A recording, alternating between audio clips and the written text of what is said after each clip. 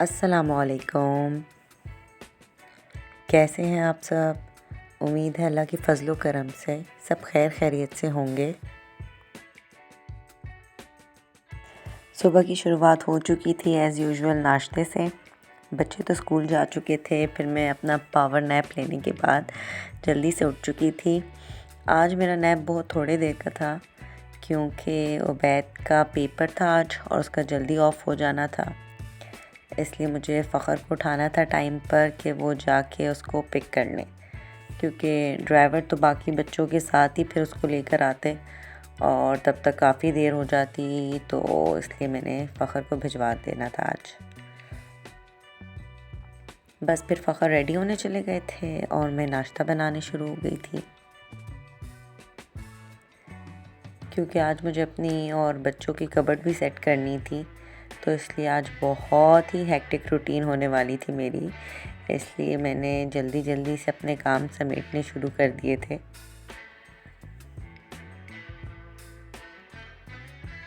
बस फिर नाश्ता बना लिया था मैंने, फ़खर भी रेडी हो चुके थे। फिर हमने बैठकर नाश्ता किया और फिर फ़खर निकल चुके थे उबैद को पिक करने के लिए, और मैं जो हूँ बर्तन वगैरह धो के किचन समेट के तो फिर बाकी के कामों में लग गई थी।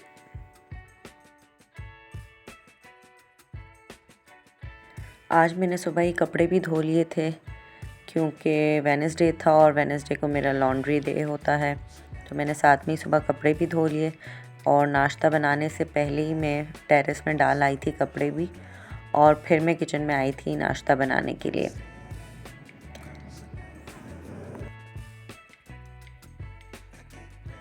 आज मैंने हेल्पर को भी जल्दी ही बुला लिया था क्योंकि मैंने यही कहा था कि मैं अपने किचन के काम से जब तक फ़ारिग होंगी तो आप सफाई वगैरह कर लीजिएगा, तो फिर हम साथ में मिलके तो कबर्ड्स वगैरह सेट कर लेंगे।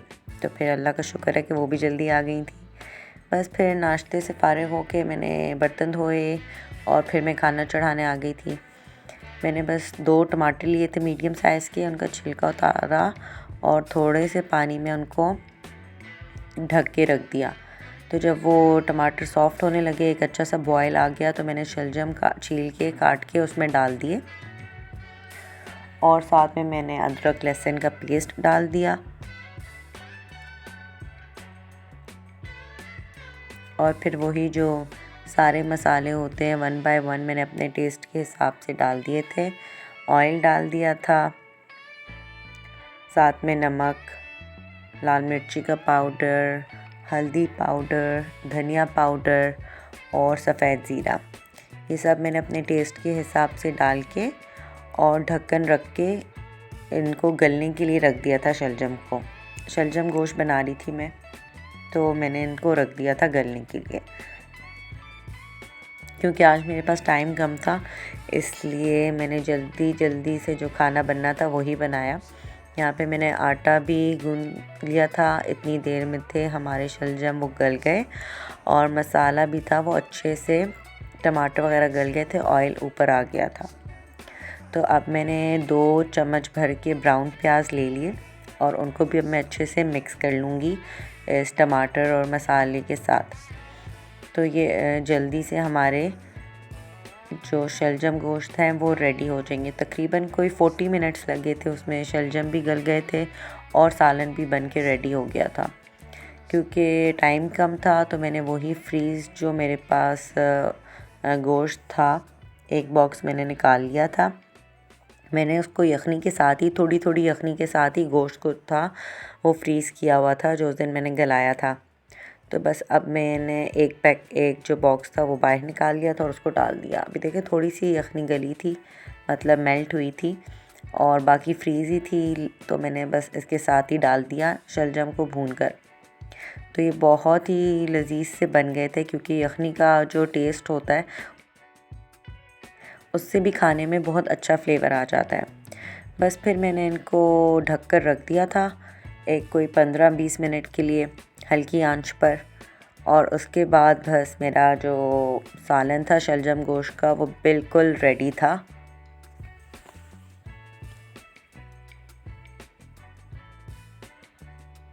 इतनी देर में मैंने अपने बाकी काम कर लिए थे। चावल भिगो के रख दिए थे क्योंकि मुझे शलजम गोश्त चावलों के साथ सर्व करना था। और आटा तो मैं बच्चों के लिए गूँध ही चुकी थी। साथ में मैंने उबैदी के लिए फ्राइज़ काट के रख दिए थे। इबाद के लिए मैक्रोनीज़ बॉईल कर दिए थे। तो बस इतनी ही देर में ये हमारा जो खाना था ये भी रेडी हो चुका था और मैं अपने किचन के कामों से फ़ारिग हो चुकी थी। फिर बस मैं बच्चों के कमरे में आ गई और मैंने पहले कबर्ड से गर्मी के कपड़े निकाले।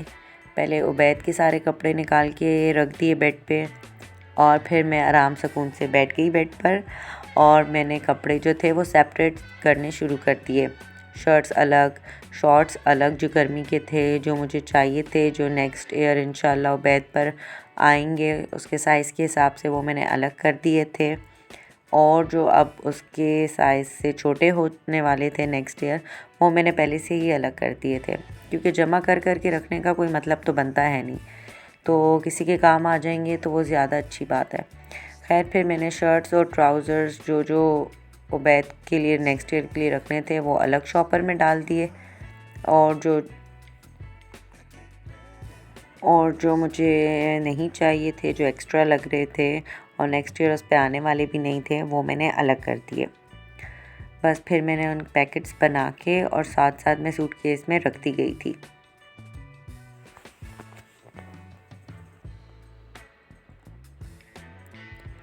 बच्चों की कबर्ड सेट करना एक ज़्यादा मुश्किल काम होता है। अपनी कबर्ड तो इंसान 10-15 मिनट में सेट करके फ़ारिग भी हो जाता है, लेकिन बच्चों की साइज़ेस का इतना इशू होता है कि अभी जो उन पे साइज़ आ रहा है वो कुछ महीनों बाद ही उन पर छोटा हो जाता है या कोई और इशू हो जाता है। तो फिर बच्चों के काफ़ी ध्यान से कपड़े देख देख के रखने चाहिए। बहुत बल्क में जमा करके रखने का कोई भी मतलब नहीं बनता क्योंकि साइज़ चेंज होते रहते हैं बच्चों के। बस फिर उबैद के समर के कपड़ों से मैं फ़ारिग हो गई थी तो फिर मैंने इबाद के कबर्ड से निकालने शुरू कर दिए थे। इसी तरह इसकी भी मैंने शर्ट्स अलग कर ली थी, शॉर्ट्स अलग कर लिए थे। जो मुझे रखने थे वो मैंने अलग शॉपर्स में डाल दिए और जो नहीं रखने थे वो मैंने उसको अलग कर दिया। तो इस तरह अगर हम अपनी कबर्ड की बच्चों के जो कपड़े होते हैं और अपने भी अगर छांटी करते रहें तो वो हमारे लिए ईज़ी हो जाता है। जमा कर कर के रखेंगे तो हमारे लिए मुश्किल होगी, स्पेस कम पड़ेगी हमें भी।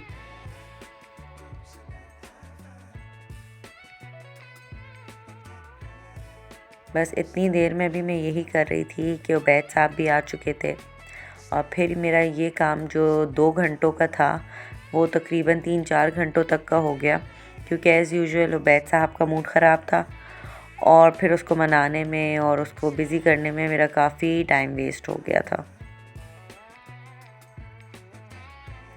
लेकिन खैर अल्हम्दुलिल्लाह हो ही जाते हैं काम भी।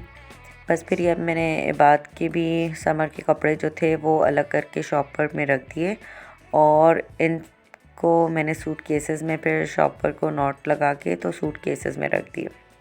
तो इस काम से मैं फ़ारिग हो गई। फिर मैंने बेड जो था वो क्लीन कर लिया क्योंकि अब एक और राउंड आना था, वो था विंटर के कपड़ों का, जो कल मैंने 2 बास्केट्स भर भर के रखी हुई थी। तो अब मैंने फिर वो काम स्टार्ट कर देना था।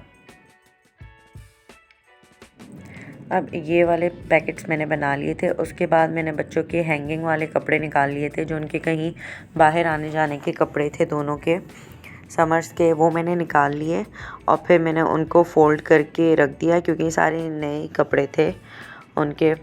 फिर मैंने इनको फ़ोल्ड कर लिया और 3-4 पेयर्स दोनों के कपड़ों के, इबाद के भी और उबैद के भी मैंने बना के हैंग कर दिए थे क्योंकि अगर कहीं बाहर निकलना हो बच्चों ने तो अभी यहाँ पे बाहर काफ़ी गर्मी ही है। घरों में अच्छा हो गया है कि आपका घर में थोड़ी थोड़ी सर्दी हो रही है, लेकिन बाहर तो बच्चे निकलें या बड़े वो गर्मी ही वाला ही सीन है। तो इसलिए उनके लिए मैंने शॉर्ट्स और टी शर्ट्स जो थी वो 3-4 पेयर्स दोनों के लिए रख लिए थे। बस अब ये सूटकेस बंद हो जाना था। समर के कपड़ों से मैं फ़ारिग हो चुकी थी और अब ये मुश्किल तरीन काम एक और शुरू होना था और तब तक मेरी हेल्पर भी फ़ारिग हो चुकी थी। तो फिर हम दोनों ने पहले बैठकर जो सब कपड़े थे उनको फ़ोल्ड किया। फिर उसके बाद मैंने अलग अलग करती गई कपड़े क्योंकि उबैद पे अब जो ये लास्ट ईयर वाले विंटर के कपड़े हैं, तो अब मोस्टली जो थे वो बेड पे नहीं आने थे, तो इसलिए वो भी मैं अलग अलग करती गई कि जो जो नहीं चाहिए वो मैं साइड पे करती गई, क्योंकि माशाल्लाह से काफ़ी ज़्यादा कपड़े थे। इतनी तो ज़रूरत ही नहीं होती कराची में विंटर के कपड़ों की। खैर, लेकिन बच्चे हैं तो उनके लिए रखना तो पड़ता ही है। बस अब मैंने अलग अलग करके रख दिए थे।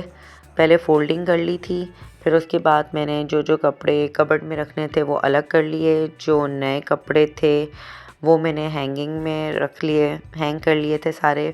और जो अलग करने थे, जो देने थे, वो मैंने अलग कर लिए। तो इसी में हमारा काफ़ी ज़्यादा टाइम लग गया था। मैंने साथ में मेजरिंग टेप भी रखी हुई थी ताकि मुझे जो एक्स्ट्रा कपड़े हैं वो कबर्ड में मैं वापस ना रखूं, और बस जो भी थोड़ा सा भी 1-2 इंच का भी डिफरेंस है तो वो कपड़े मैं अलग करती जाऊं, हटाती जाऊं, क्योंकि 2-3 महीनों के लिए तो ये कपड़े बहुत ही ज़्यादा थे। इसलिए मैंने इनको मेजरिंग टेप रखी हुई थी और साथ साथ मैं बस अलग किए जा रही थी कपड़े। तो फिर ये है कि जो हैं बस वही पहनने जाएं। मैं फ़ख्र से भी यही कह रही थी कि इस ईयर के लिए अल्हम्दुलिल्लाह काफ़ी हैं कपड़े। अभी फ़िलहाल कोई भी बच्चों के लिए विंटर्स की शॉपिंग तो ना की जाए। कुछ ट्राउज़र्स वगैरह हैं जो बच्चों को लेकर देने थे, बाकी तो कुछ भी नहीं चाहिए था अल्हम्दुलिल्लाह। बाद में दोनों को जीन्स पहनने का कोई भी ज़्यादा शौक़ नहीं है, वो ट्राउज़र्स में इजी रहते हैं, तो इसलिए फिर मैं यही प्रेफर करती हूँ कि वो ट्राउज़र्स पहने।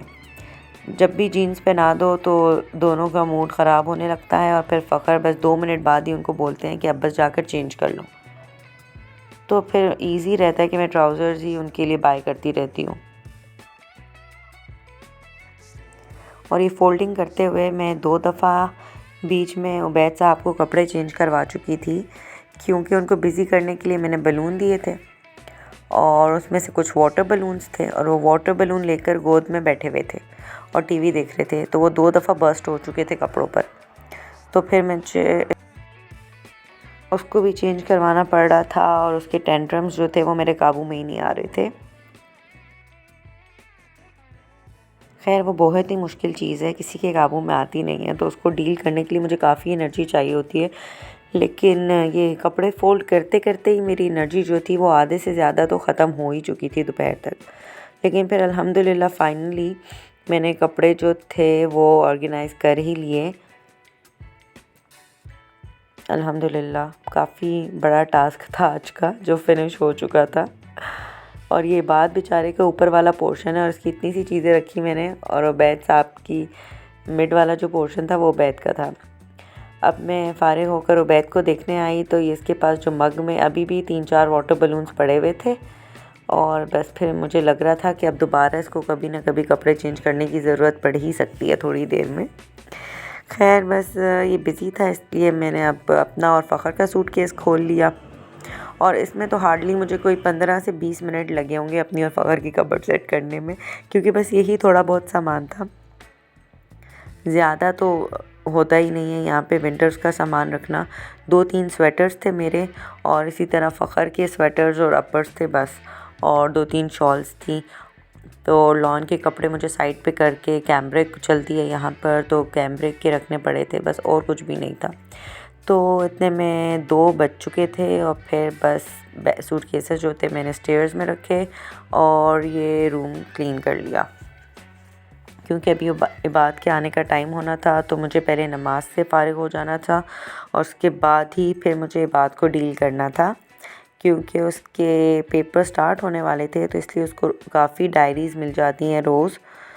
तो आज बस मुझे उसको ये कुरान के उसकी डायरी थी, मुश्किल थी, तो मुझे उसको तर्जुमे याद कराने थे सूरा के, वो मैं उसके साथ लगी हुई थी। और उर्दू के टेस्ट थे उसके, जो कि दुनिया की मुश्किल तरीन काम लगता है उसको। खैर, बस फिर मैंने उसको करवा ही दिया थोड़ा टाइम लगा कर। और आज मैं इतना थक चुकी थी कि मैंने फिर उबैद को पढ़ाने के लिए बिठाने की कोशिश तक नहीं की, क्योंकि मुझ में बिल्कुल भी हिम्मत नहीं थी अब उसको डील करने की। तो मैंने उसको उसके हाल पे छोड़ा हुआ था, ऐसे भी कल उसका ऑफ था, तो मैंने सोचा कि मैं कल उसको मॉर्निंग में फिर कुछ ना कुछ करवा लूँगी। बस उसके बाद मैं जब इबादत से फ़ारिग हुई, अभी हम लोग काम कर ही रहे थे कि असर की अज़ानें भी शुरू हो चुकी थी। तो बस फिर मैंने इसको काम फिनिश करवाया। फिर असर की नमाज़ पढ़ ली हम लोगों ने, फिर दूध वगैरह दे दिया बच्चों को। फिर असर के बाद में सुबह जो मैंने लॉन्ड्री की थी वो बाहर से ले आई, और लेकिन उस वक़्त मेरी हिम्मत नहीं थी उसको फ़ोल्ड करने की, तो मैंने बाद के लिए रख दिया कि जब बच्चे सो जाएंगे फिर मैं उसको फ़ोल्ड करके रख लूँगी। तो बस फिर इसी तरह एक हेक्टिक डे जो था वो आज का गुज़रा मेरा, लेकिन अल्हम्दुलिल्लाह प्रोडक्टिव डे था, मेरे सारे काम हो चुके थे। उसके बाद बस कारी साहब आए, बच्चों ने कुरान पढ़ा और मैं अपने काम में आ गई किचन में खाना बनाने के लिए। खाना तो बन चुका था, बस बच्चों के लिए रोटी बनानी थी, और मैंने चावल दोपहर में ही बॉईल कर लिए थे, उसको दम दे दिया था क्योंकि अब मुझे एक्सट्रीम किस्म वाली भूख लगी हुई थी। तो इसलिए मैंने भी बच्चों के साथ अपने लिए खाना निकाल लिया था। बच्चे चावल नहीं खाते, उनके लिए मैंने रोटी बना ली थी और मैंने अपने लिए चावलों को दम दे दिया था। और बस ये थी मेरी आज की बिज़ी रूटीन। वीडियो पसंद आई हो तो लाइक, शेयर एंड सब्सक्राइब ज़रूर कीजिएगा। अपनी दुआओं में याद रखिएगा मुझे भी और मेरी फैमिली को भी। अल्लाह हाफ़िज़।